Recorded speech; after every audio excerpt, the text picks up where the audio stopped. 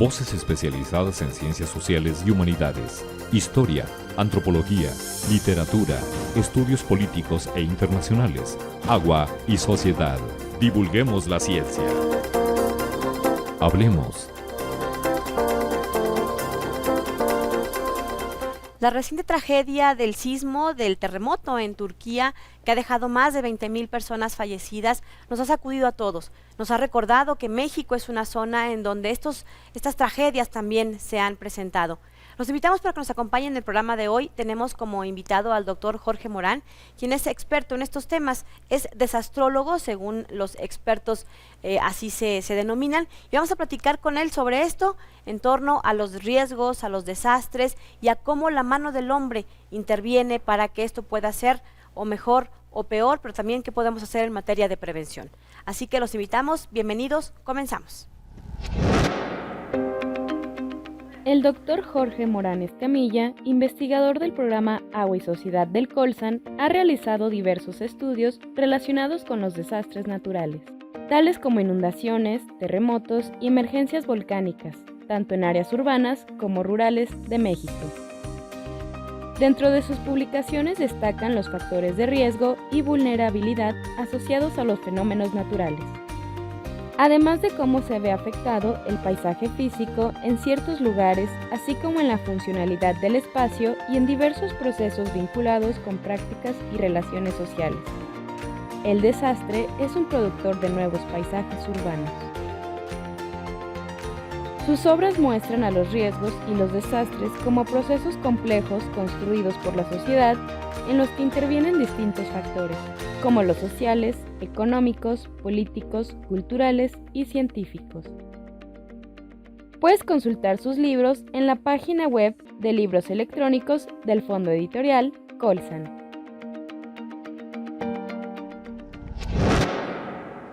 ¿Qué tal? ¿Cómo están? Bienvenidos. Nos da mucho gusto que nos estén acompañando en este 2023.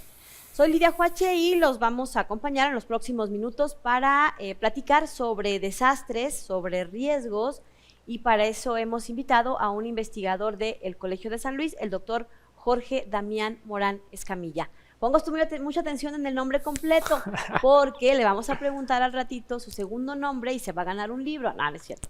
No, sí vamos a regalar libros, ya los tenemos aquí, así que bueno, pues ahorita le decimos un poquito más adelante cómo se los pueden ganar, pero antes saludamos a nuestro invitado. Doctor Jorge Morán, muchas gracias por acompañarnos. Muchas gracias, Lidia, por invitarme. Bueno, pues yo creo que a todos nos ha sorprendido, no nos sorprendido, pero sí un poco abrumado, conmovido, toda esta tragedia que en los primeros días de febrero nos enteramos del terremoto en Turquía, y que conforme ha ido pasando el tiempo nos hemos enterado del número creciente de daños, pero sobre todo de personas fallecidas. Empezamos el fin de semana que ocurrió, que si la cifra era entre 2,000 y 3,000 personas fallecidas, pero conforme han transcurrido las horas, los momentos, los días, las semanas, estamos ya a más de una semana prácticamente, bueno, no, a casi una semana cuando estamos grabando este programa, y vamos en cerca de 19,000 personas que han fallecido por estos terremotos. ¿Por qué menciono este dato? Bueno, pues porque en México tenemos estos antecedentes en donde es zona sísmica y que la Ciudad de México y todas estas tragedias del 19 de septiembre, en los 80s y más recientemente en el 2017, y uno dice acá en San Luis, o decía aquí en San Luis, pues qué bueno que estamos acá, porque acá no hay ni tsunamis, ni temblores, ni nada. Pero bueno, para eso hemos invitado a nuestro experto, que por cierto, en algunos foros yo he visto que le dicen desastrólogo. ¿Es correcto? Es una forma de llamar al tipo de disciplina, pues, de temas que abordas. A los interesados en temas de desastres, es una forma... yo pensé que por otra cosa, desastrólogos, ok. Bueno, el doctor Morán tiene dos libros, bueno, tiene varios libros, pero los más recientes tienen que ver justo con el trabajo que ha hecho acá en el Colegio de San Luis. Escenarios de riesgos y desastres por sismos e inundaciones en la zona metropolitana de la Ciudad de México, y otro que tiene que ver con mediaciones de la naturaleza y sociedad en el riesgo desastre. Ambos libros los vamos a regalar, por eso les decía que pusiera atención al nombre, pero no, los vamos a regalar en Facebook y en Instagram. Este programa está saliendo al aire el 21 de febrero, así que el primer mensaje que llegue el 21 de febrero de este 2023 a las redes sociales del Colegio de San Luis, el primero que llegue en Facebook entre las 7 y 8 de la noche y entre las 7 y 8 de la noche en Instagram, se llevan el respectivo libro. Lo único que tienen que escribir es en estos mensajes, va a estar ahí la foto del programa de hoy y ustedes pueden en los comentarios poner quiero el libro. Y ya con eso sabremos que sí nos están viendo y que sí quieren los libros. Bueno, doctor, ya fue mucho rollo de mi parte. Cuéntanos ahora sí, ¿qué pasa con estos terremotos? ¿Por qué tantas muertes? Y si hay algo que se pueda hacer, aunque, pues dice mi abuela, contra la mano de la naturaleza, no sé si haya mucho que hacer, pero tú eres el experto. Platícanos. Sí, efectivamente, el tema de la naturaleza es un tema muy complejo porque lo que nos están mostrando estos fenómenos, inundaciones, las mismas sequías, los terremotos, es que nosotros creíamos en algún momento que habíamos dominado la naturaleza y la naturaleza se encarga de decirnos no, esto no es así.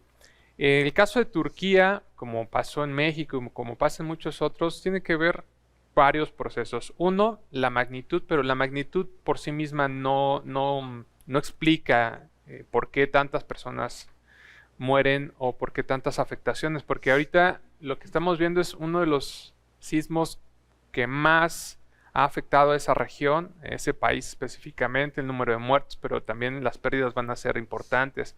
Casi todos están pensando en Turquía, pero igual está pasando en Siria, y Siria hay que recordar que viene de un proceso de guerra, de muchos años de guerra, en donde los bombardeos, en donde los conflictos, porque además hay un conflicto al interior de la sociedad. Es muy diferente cuando una sociedad está unida, colaborando, a cuando hay una división al interior. Entonces, Siria también es un caso que hay que verlo, hay que seguirlo.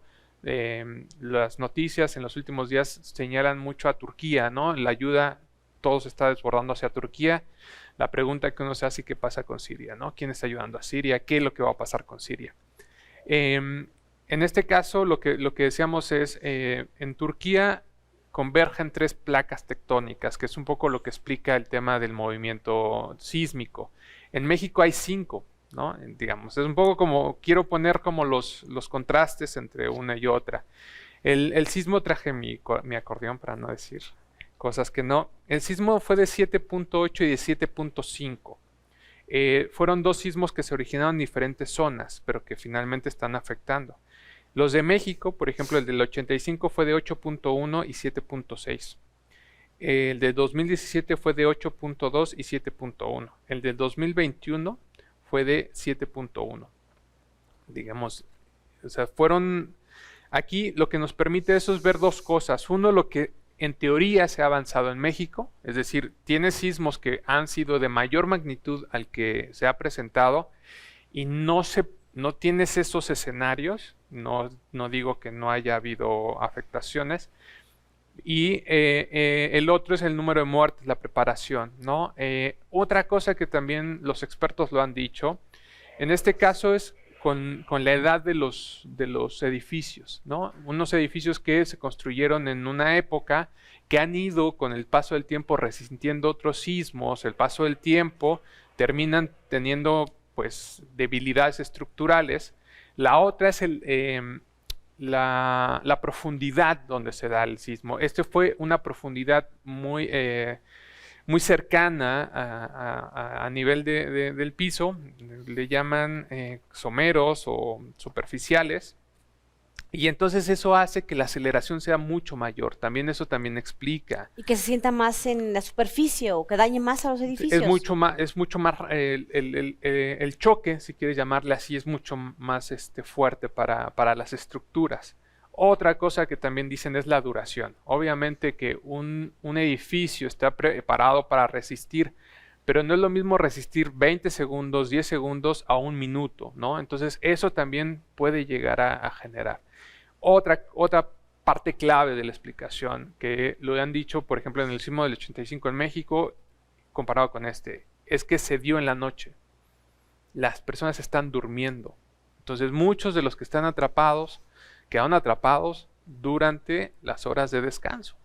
Entonces eso también explica, ¿no? En el 85 una de las explicaciones fue, afortunadamente no había muchas personas en las escuelas o en las oficinas y por eso no hubo un mayor número de muertes a pesar del número que se registró, que además es una cifra que está incompleta porque realmente no se sabe cuántos murieron en el 85 y probablemente aquí también no sepamos cuántos realmente murieron. Habrá una cantidad importante de personas desaparecidas.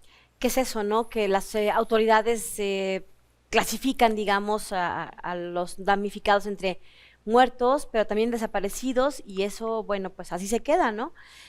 Vamos a ir a una pausa. Nos conmovieron mucho, todas estas imágenes fueron impresionantes porque en los temblores de los 80s, quizá, bueno, en el 85 específicamente en México, no había esta inmediatez de las redes sociales, y ahora en el terremoto de Turquía efectivamente vimos, en cuestión de algunos minutos ya circulaban todos estos videos donde edificios completos se vienen abajo, y las historias posteriores, ¿no? Del grupo de rescate que partió de México, que si los perros buscadores, los topos, en fin, todas estas brigadas especializadas, como decía el doctor Jorge Morán, hemos ido aprendiendo, yo creo que no al ritmo que deberíamos, pero bueno, ya de algún modo tenemos toda esta tecnología aplicada no solo a la construcción de edificios, sino también a la búsqueda, rescate, pero ¿qué hay con la prevención? De eso le preguntamos a nuestro invitado regresando de la pausa, y mientras los invito para que se comuniquen a través de redes sociales con nosotros. Este programa, como usted sabe, se estrena los martes y ya mañana miércoles está disponible en el canal de YouTube del Colegio de San Luis. Estamos regalando 2 libros, no se les olvide. Ahorita regresando a la pausa les recordamos la dinámica. Seguimos.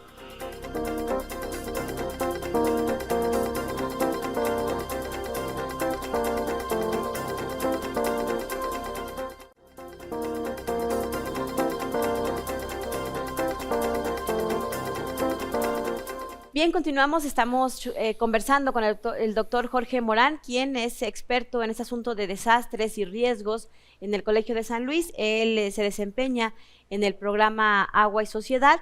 Y bueno, pues platicábamos sobre este asunto de los desastres, un poco en el contexto de lo que nos cimbró hace algunas semanas, que tenía que ver con el terremoto en Turquía, pero digamos que aterrizándolo acá de este lado, en la experiencia mexicana, y bueno, pues en materia de prevención, ¿qué hacer o qué no hacer?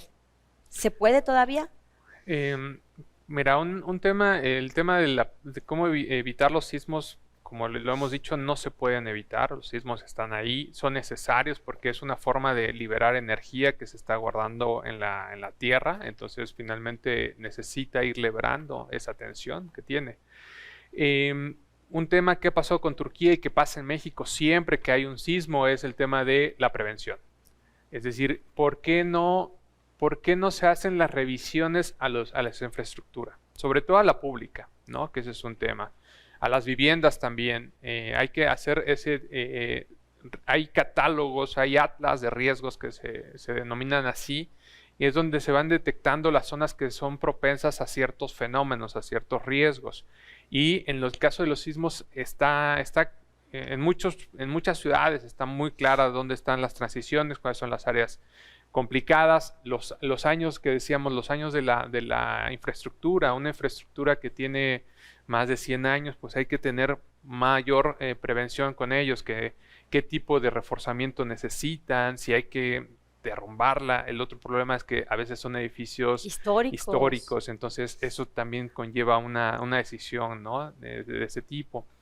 La otra es el tema de las normas. En México tenemos normas muy, muy estrictas en términos de construcción, que es lo que ha permitido, pero finalmente hay que entender una cosa. Un edificio que puede estar a la vanguardia puede tener problemas, una por la corrupción, que esa es una realidad en el país, y la otra, como te decía, por el tema de finalmente no se puede prever todos los escenarios. Es decir, un sismo con una intensidad o con una duración, porque la duración tiende a afectar la estabilidad del edificio, hasta dónde va a resistir un movimiento de determinada velocidad. Pero también tiene que ver con la edad del edificio, las zonas.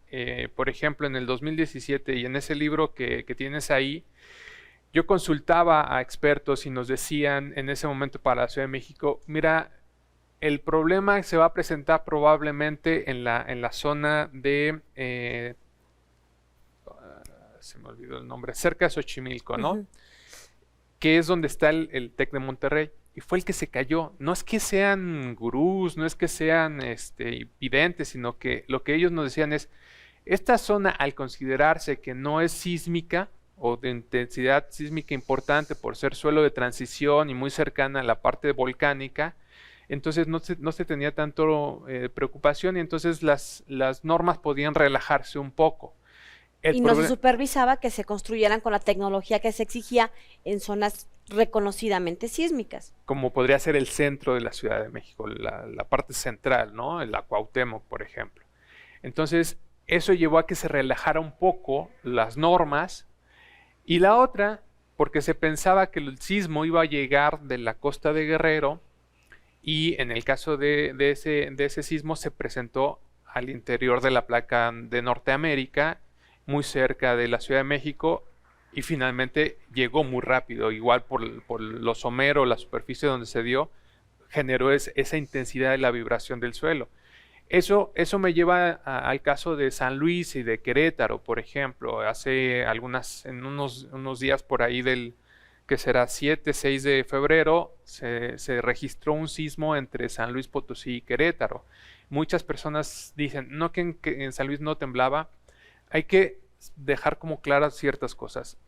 La clasificación del país por zonas tiene que ver con el registro histórico. En más de tantos años, de 100 años regularmente, no se ha registrado un movimiento con estas características. O el tipo de movimiento no es de una intensidad importante y por lo tanto, pues no se considera que hay que tomar precauciones excesivas. Pero cuando uno ve las casas, cómo las construyen, la varilla que le ponen es una varilla muy endeble.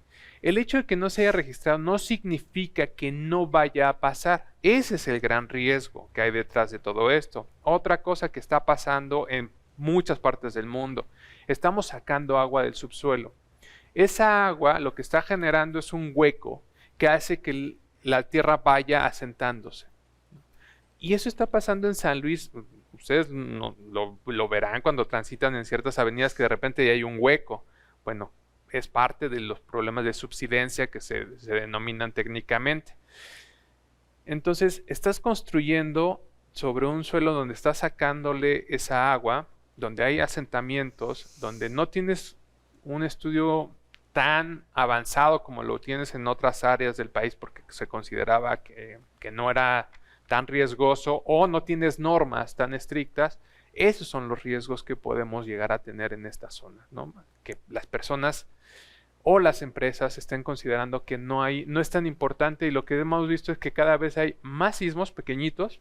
Todo el tiempo hay sismos en el país, pero son pequeñitos en esta zona, pero hemos empezado a sentir sismos cada vez un poquito más intensos, ¿no? Hace como 1 año, 2 años, uno nos tocó en la noche, donde todo el mundo lo sintió, como jalaban la casa, ¿no? Eso te está indicando que sí hay actividad sísmica, y por lo tanto hay que tener las precauciones, las previsiones. En la parte de la construcción, ¿qué podemos hacer como ciudadanos? Bueno, pues lo que te dicen las rutas de evacuación, tener acuerdos con la familia en caso de que pase algo, dónde nos vamos a reunir, saber dónde van a estar los papeles importantes, es difícil, es muy complicado. Yo no conozco muchas personas que lo tengan, pero esta mochila donde tienes un agua, alimentos, cosas que te permitan, en caso, por ejemplo, de estas personas que han pasado hasta 60 y tantas horas atrapadas, que puedas sobrevivir, ¿no? Para eso son esas mochilas, también para que en caso de que se derrumbe y tú quedes atrapado, pues tener algo que te permita subsistir en lo que las personas llegan a rescatarte. Creo que estas medidas ya son como muy de coyuntura cuando nos agarre, ahora sí como dice la canción, cuando nos agarre el temblor, pero creo que antes como ciudadanos está la exigencia a las autoridades de empezar a tomar medidas, porque no hay una supervisión estricta de la calidad de las viviendas, por ejemplo. Ahora que mencionas esto de la varilla delgadita, debería ya empezar a ver, porque ya lo han padecido desde hace varias décadas, Recuerdo ahorita, así a bote pronto, el fraccionamiento Aeropuerto hace muchos años, con fallas estructurales en las casas, que tuvieron que abandonar sus viviendas las familias o invertirles mucho para reparar. Más recientemente, acá en Soledad, en San Lorenzo, me parece que se llama la fracción, sí, San Lorenzo, donde también no hubo una compactación adecuada, nadie supervisó al fraccionador y bueno, entregó casas muy mal hechas, de pésima calidad, que acabaron siendo pues una pérdida para todas las familias que compraron en esta zona. Entonces, bueno, ¿qué sigue? Pues lo que recomiendan los expertos, exigir que la normatividad se vaya adecuando, porque este mundo es muy dinámico, no está estático. ¿Cuándo pensábamos ver, por ejemplo, en San Luis Potosí, un socavón del tamaño del que se abrió en Santa Catarina? No sé si, no, seguramente sí supiste, pero bueno, que llamó la atención y que se hizo viral y que nunca pensamos que aquí en San Luis pudiera ser. Bueno, pues es que estamos simplemente explotando o sobreexplotando los mantos acuíferos, también como ya se ha dicho, ¿no? Y esto, a ver, explícanos así como en 2 minutos que nos vamos a la pausa, ¿qué ocurre? Yo me imagino que es como un lugar que se va secando y luego se hace floja la tierra y entonces pasan consecuencias de muchos tipos. El agua ocupa un espacio. Cuando tú sacas esa agua, el suelo empieza a compactarse y empieza a asentarse, ¿no? Ese es los asentamientos que vemos. Y te digo, eso se da en muchas partes del mundo. Ese es un problema a nivel mundial, ¿no? Entonces, esa compactación va haciendo que haya hundimientos y el hundimiento pues puede ser homogéneo o puede ser diferencial, ¿no? Ese es un tema que pasa en muchos lados, pero también puede pasar, estos casos que tú decías, ahí pasan fallas. La Tierra está en movimiento todo el tiempo, entonces se van creando también fallas, ¿no? Entonces, por actividad sísmica también, los microsismos. Entonces, la naturaleza, uno piensa que no está en movimiento, pero está en transformación también, ¿no? Entonces, la parte de la Tierra es la que menos sabemos. En realidad es lo que menos sabemos de todos los procesos. Los geológicos es lo que menos sabemos porque son procesos de muy largo tiempo. Bueno, pues antes de irnos al pausa, les recuerdo que estamos regalando estos 2 libros del doctor Jorge Damián Morán Escamilla. Se van a ir a través de Facebook uno y de Instagram el otro. Uno se llama Escenarios de riesgos y desastres por sismos e inundaciones en la zona metropolitana de la Ciudad de México, y el otro, Mediaciones de la naturaleza y sociedades en riesgo de desastre. Al primer mensaje que llegue en Facebook que diga quiero el libro entre las 7 y las 8 de la noche de este 21 de febrero, se lleva el primer libro, y el segundo en Instagram con iguales condiciones. Hacemos una pausa y continuamos.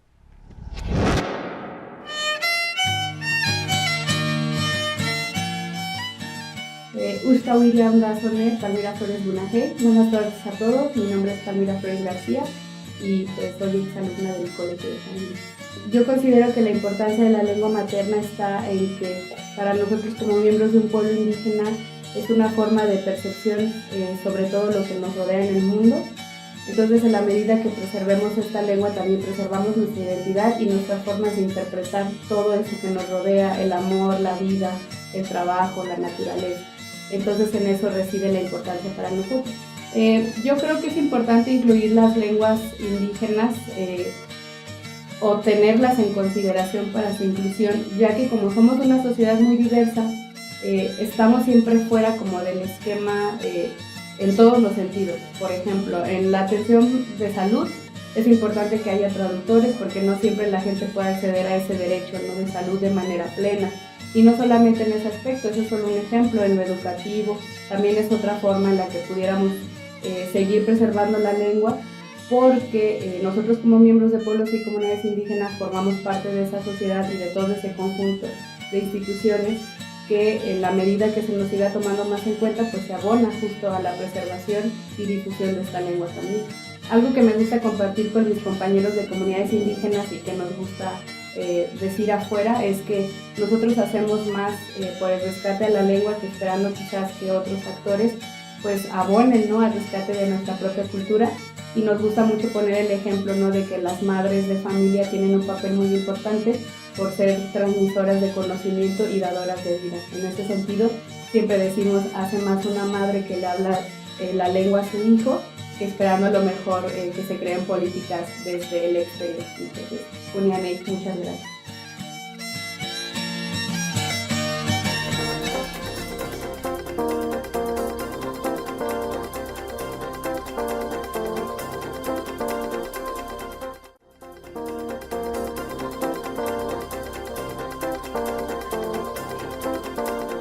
Bien, estamos de regreso y estamos platicando con el doctor Jorge Morán en este asunto de Turquía, el momento del desastre, podríamos llamarle, porque de pronto a todos nos surge como esta necesidad de enviar solidariamente todo tipo de ayuda, se abren centros de acopio. Lo mismo ha ocurrido cuando en la Ciudad de México o en otras ciudades, en Oaxaca, en Guerrero, ocurren damnificados, ocurren esos desastres y todo el mundo queremos ayudar.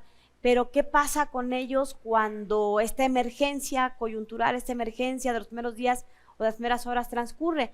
Y bueno, en torno a esto, pues los mexicanos tenemos tristemente varias experiencias.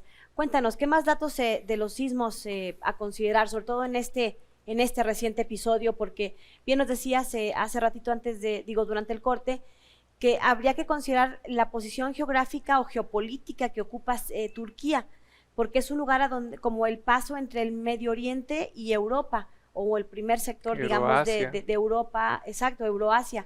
Y entonces se vuelve un punto donde transitan pues muchos migrantes, ¿no? Cuya condición no siempre está en las mejores condiciones. Pero bueno, hay varios datos que nos puedes platicar sobre los sismos y en particular en este caso de Turquía. Mira, me puse a hacer mi tarea que me pediste y entonces empezaba a revisar cuáles habían sido los sismos más fuertes en el mundo desde 1900 que se tiene registro. Y el más fuerte fue el de Valdivia en 1960, fue de 9.5. Se denominó el megaterremoto, ¿no? Porque fue de una magnitud importante. En Alaska en el 64 de 9.2, Sumatra, Indonesia 2004 fue de 9.3. En Sendai, en Japón, el de marzo de 2011, no sé si lo recuerdan, fue de 9. En Rusia, otro en el 52, fue de 9 grados. En Concepción, en Costa Rica, en la costa de Chile, en el 2010 de 8.8. Y en Ecuador, Colombia, también se registró otro en 1906 de 8.8. Entonces, tenemos idea de ahí hacia abajo, 8.5, 8.4. Quizás no significa mucho, pero también saqué un dato que me pareció interesante. La diferencia entre grados es de 32 veces la energía liberada, es decir, un sismo de 6 grados es 32 veces mayor al que se libera en 5 grados. Igual, otro dato. Y así se va duplicando, cada grado que incrementa es 32 veces, ¿no? Ok. Para darnos una idea de lo que eso significa, en el sismo de 2017 en México de 8.2 se liberó una energía equivalente a la explosión de 32 bombas atómicas depositadas en Hiroshima en la Segunda Guerra Mundial, o eso equivale a 416 millones de toneladas de dinamita.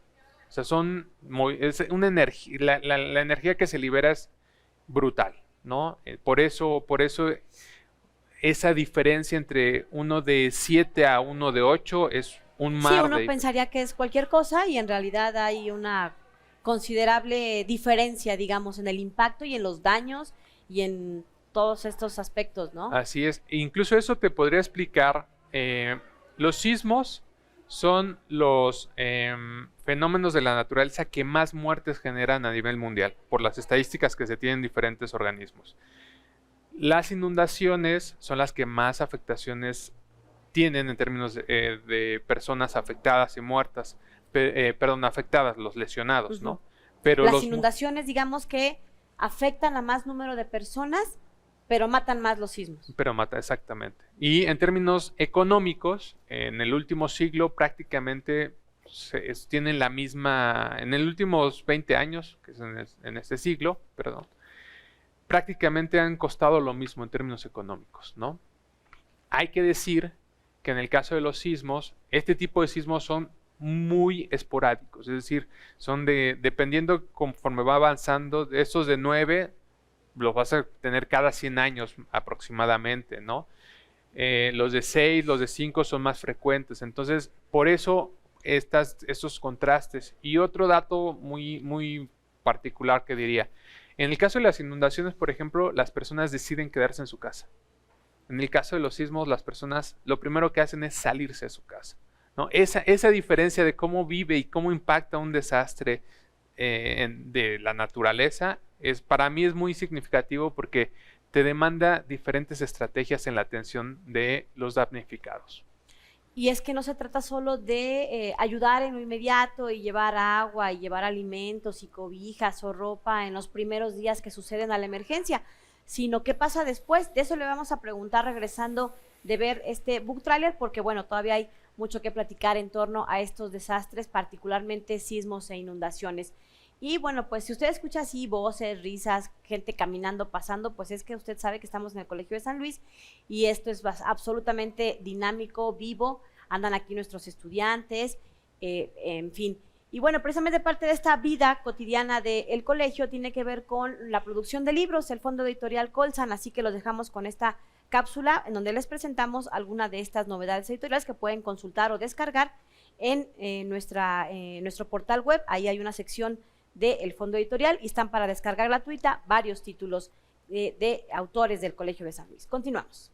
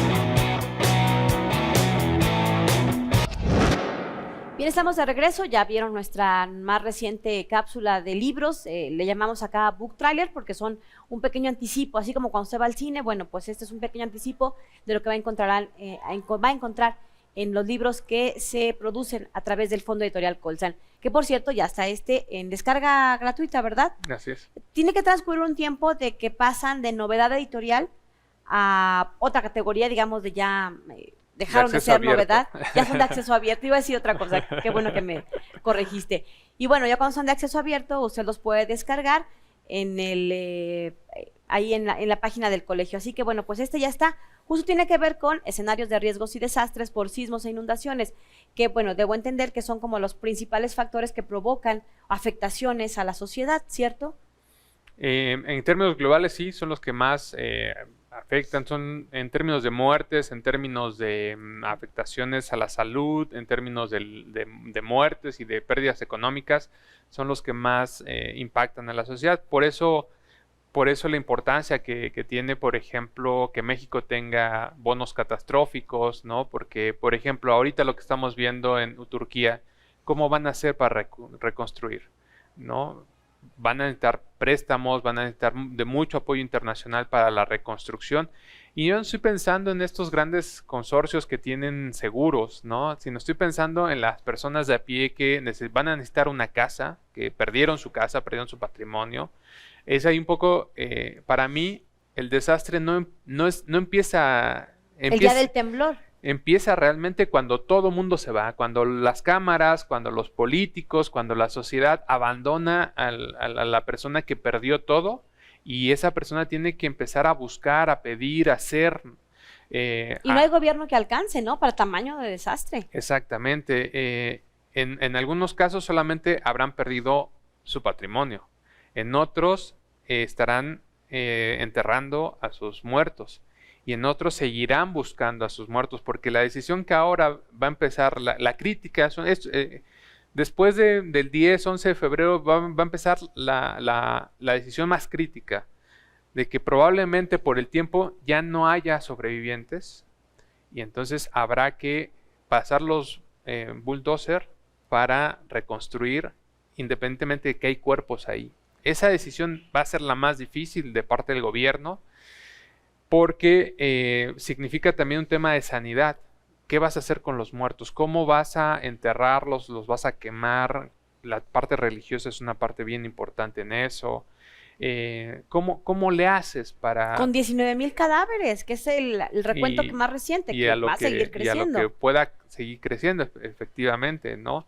Tienes lo que tú decías, la parte geopolítica es bien importante, porque por Turquía pasan muchas personas de África, de Asia, muchos que vienen huyendo de conflictos, por ejemplo, como la Franja de Gaza, y estas personas encontraban Es un refugio aunque sea temporal, ¿no? Y pierden la vida, pierden a la familia, pierden todo. Entonces, esta parte es una parte muy sensible, es la que a la mayoría se nos olvida, ¿no? Y es con la que, ¿qué va a pasar con las personas que quedaron mutiladas, con alguna discapacidad?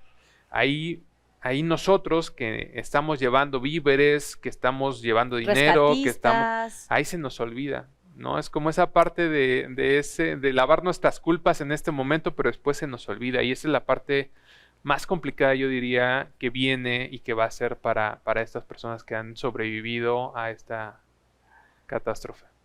Y en México, lamentablemente, de nuevo, tenemos como estas experiencias amargas, porque efectivamente fluye el apoyo coyuntural, digamos, el apoyo que sí es muy necesario de primera instancia, ropa, alimentos, agua en los centros de acopio y demás, pero hemos visto historias, por ejemplo, de los damnificados del 85 que tuvieron que aglutinarse en asociaciones civiles para poder seguir luchando y pugnando por estos reconstrucción de sus vidas, ¿no? De su patrimonio, de sus familias, etcétera.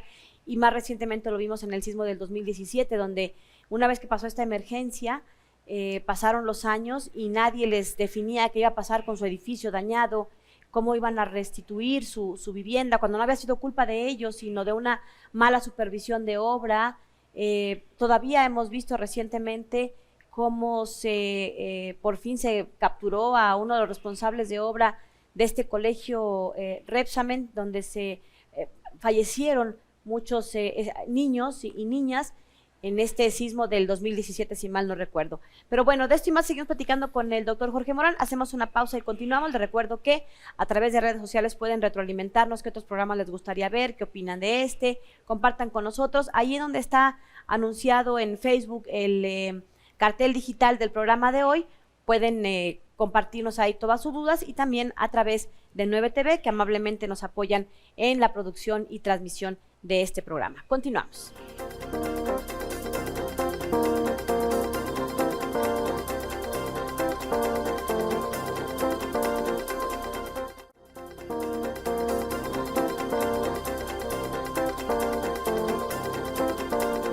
Bien, estamos de regreso, y aunque ustedes no lo crean, no es cierto, sí lo crean, por supuesto. Aquí el doctor Morán, quien nos ha hecho favor de acompañarnos en el programa de hoy, es urbanista, economista, sociólogo. Entonces, bueno, tiene como esta mirada de diferentes disciplinas de las ciencias sociales, a través de las cuales se analiza estos fenómenos que tienen que ver con riesgos, desastres, en fin, porque no solo es, digamos, las explicaciones técnicas de por qué tiembla o por qué se inunda, sino que va mucho más allá de todas estas implicaciones sociales. Pero bueno, para que nos explique cuáles son algunas de estas implicaciones sociales, para eso lo invitamos también hoy. Doctor, platícanos, ¿cuáles son algunas de estas implicaciones sociales que tú observas en estos fenómenos que aparentemente son naturales, pero que en el fondo no son tan naturales, que se convierten en desastre justo por la mano del hombre o por la mala intervención de las personas, de las instituciones? ¿Sí va por ahí? Sí, por eso se recalca cada que podemos en decir que los desastres no son naturales, son socialmente construidos, porque finalmente responden a procesos, a toma de decisiones. Alguien se asentó en un lugar con ciertas vulnerabilidades porque alguien lo permitió. Hubo por ahí un alcalde, un regidor, un cabildo, que dijo, sí, hombre, es mi cuate, va, no pasa nada. Oye, pero se inunda, no importa, secamos, ¿no? El No va a río, pasar nada, hace mucho que no exactamente, llueve. el río siempre va a encontrar su cauce, ¿no? El temblor siempre te va a decir, oye, aquí no era una zona propicia para edificar como lo hiciste, porque además el problema a veces puede ser que no tanto que no se pueda edificar, ¿no? Pero ¿qué tipo de edificación necesitas para ese tipo de suelo? Finalmente por eso hay los ingenieros han desarrollado muchas cartas diciendo, este suelo es de este tipo, ¿no? Y si se va a construir, que sea así. Exactamente. Entonces, y la otra la parte más importante para mí es que las personas sepan el riesgo al que se están enfrentando. ¿A qué voy? En ese libro y en muchos otros libros vas a encontrar que las personas saben que hay un riesgo sísmico, que se inunda, pero han crecido con ese riesgo toda la vida y saben cómo enfrentarlo, ¿no? La otra es que hacen un balance y dicen, es un riesgo que yo asumo y como tal lo acepto. Pero es muy diferente a cuando alguien te vende una casa y nunca te dice que hay el riesgo de que se inunde o que se venga abajo porque es una zona sísmica o porque hay fallas. Y entonces es ahí donde ética y moralmente ya no es correcto, porque tú no proporcionaste la información a las personas. Las personas tendrían que tomar la decisión de decir, bueno, está bien, asumo que puede pasar y como tal, ahí me quedo. Esa es la parte en donde necesitamos que la población esté informada, y la forma de informarlo es a través de estos medios, a través de la producción que hacemos los académicos, pero también que las autoridades proporcionen la información, que los atlas de riesgos estén abiertos a todo el público y que expliquen, que haya, así como hay una campaña en los políticos que van y que piden el voto, que digan también qué es lo que está pasando en estos lugares, porque lo más lamentable es que cuando a alguien está pasando algo, que están viendo que hay un hundimiento, que un edificio se está ladeando, las autoridades minimicen y no atiendan. Esa es la constante en muchos de los desastres que vemos. Alguien ya había informado y alguien se había desentendido y finalmente no lo atendieron hasta que la naturaleza dice, oigan, aquí estoy, y cobró factura, ¿no? Una factura por ocupar un espacio de una manera que no era la adecuada. Entonces, esa es la parte que yo creo que sí tendría que ser.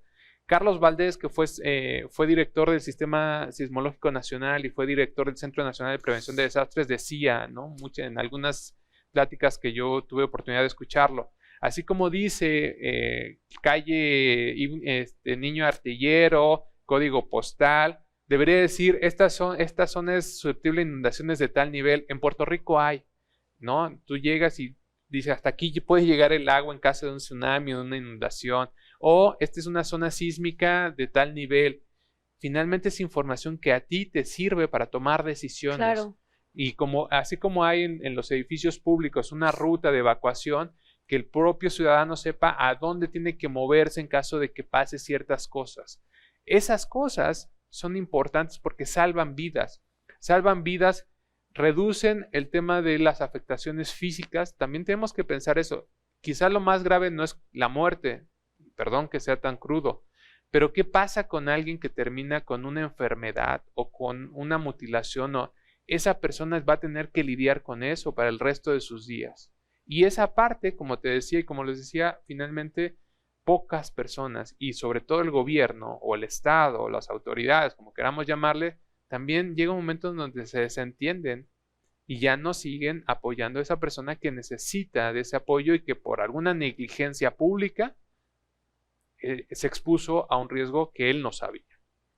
Sí, la naturaleza no tiene palabra de honor y la verdad es que ahí esto no tiene que ver con que si somos un país de primer mundo o de tercer mundo o un país desarrollado o no. Esto ocurre en todos lados. Hemos visto sismos e inundaciones. Es más, recientemente en el invierno pasado en Estados Unidos, estas nevadas que dejaron a tanta gente sepultada en sus coches. En fin, que son estos riesgos que tendrían que estarse considerando. Y ahí, bueno, pues efectivamente el papel de la ciudadanía es pues activarse, ¿no? Tener un papel más exigente frente a las autoridades para que cada quien vaya haciendo lo que le corresponde y empezar a tener los marcos normativos más actualizados, las supervisiones, evitar todos estos actos de corrupción.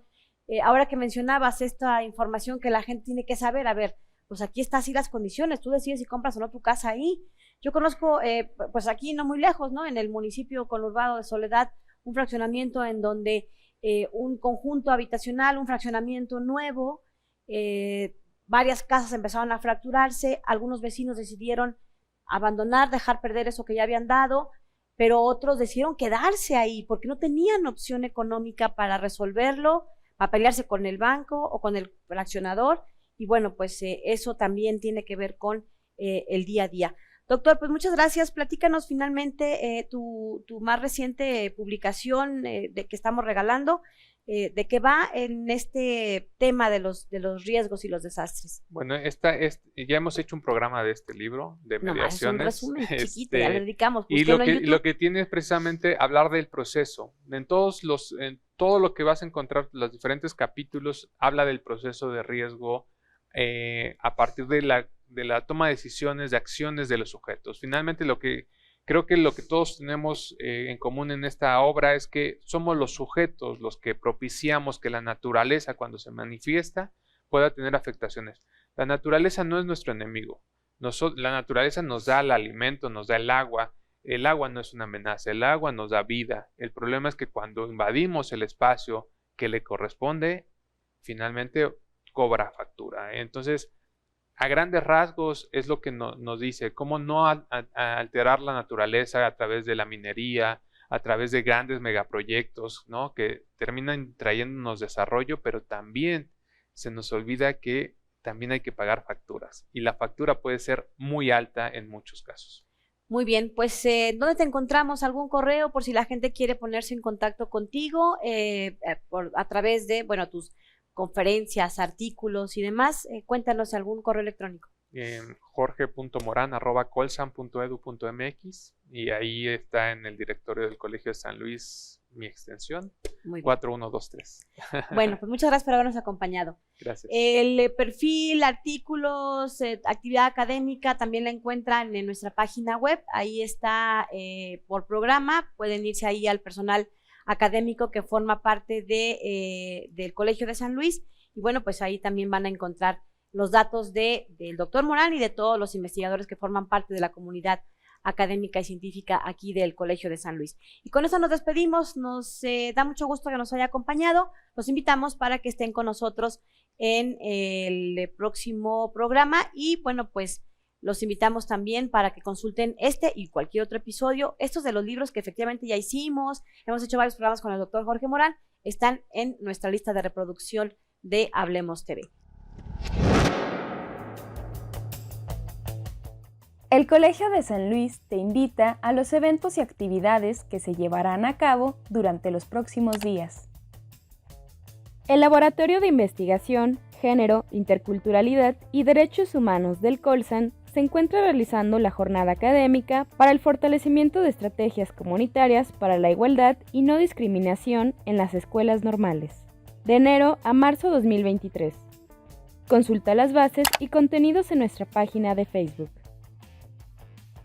El Colsan está presente en la Feria Internacional del Libro del Palacio de Minería, del 23 de febrero al 6 de marzo. Visítenos en el stand 104 en la Ciudad de México. Se realizará la charla Inferencia Causal para el análisis de las políticas públicas, con la participación del Dr. Rodrigo Salazar, el 24 de febrero a las 14 horas en la Sala Miguel Caldera del Colsan.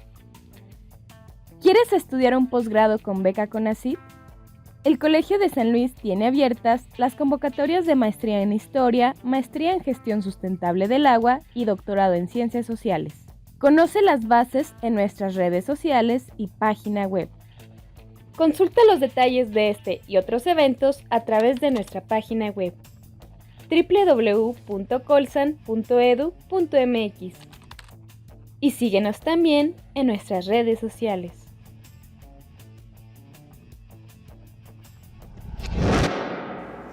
La naturaleza siempre ha sido aliada del ser humano. Es el ser humano el que provoca todos estos cambios y transformaciones.